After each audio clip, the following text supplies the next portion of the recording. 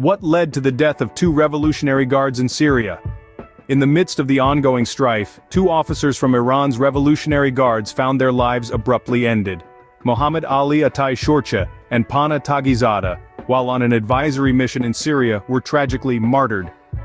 These men were not mere foot soldiers but key figures within the Revolutionary Guards, an organization with extensive influence and power within Iran.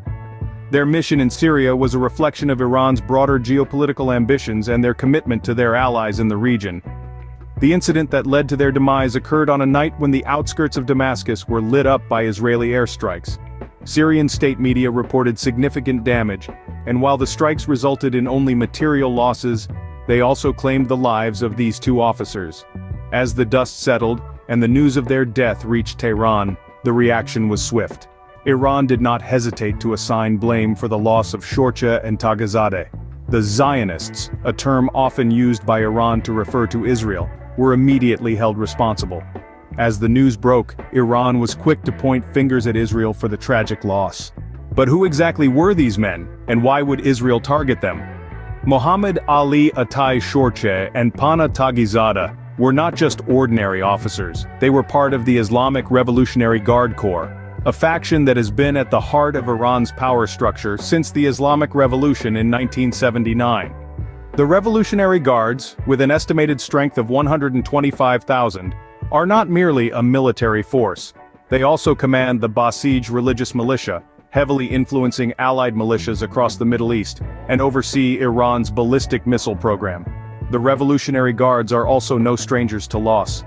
In recent years, several Iranian scientists and academics have been attacked or killed, with Iran often pointing the finger at Western intelligence agencies and Israel's Mossad. This latest incident, however, marks a significant escalation, with the Revolutionary Guards directly accusing Israel of orchestrating the attack. But why would Israel target these officers? The answer lies in the long-standing tensions between the two nations. Israel has repeatedly expressed concern over Iran's military activities in the region, particularly its support for armed groups in Syria. These deaths mark another chapter in the ongoing saga of Iran-Israel hostilities. So what does this mean for the future? As we grapple with the untimely demise of two Revolutionary Guard officers, we must also ponder the potential repercussions on the global stage.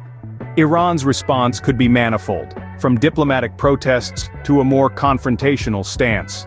Israel, on the other hand, may continue to assert its right to self-defense, further straining the already tenuous relationship between the two nations. The ripple effect of these escalating tensions could be significant. Allies of both nations might be forced to choose sides or mediate, adding yet another layer to the complex tapestry of Middle Eastern politics. Further, the incident could serve as a litmus test for international bodies like the United Nations, testing their capacity to manage conflicts and maintain peace. If left unchecked, these tensions could spill over, potentially destabilizing an already volatile region. The economies of the world, ever so dependent on the Middle East's oil reserves, could also feel the tremors of this unrest. Indeed, the death of these two Revolutionary Guards might well be the spark that lights the fuse of an even larger conflict. As the world watches, the death of these two Revolutionary Guards could be a catalyst for even greater tensions in the Middle East.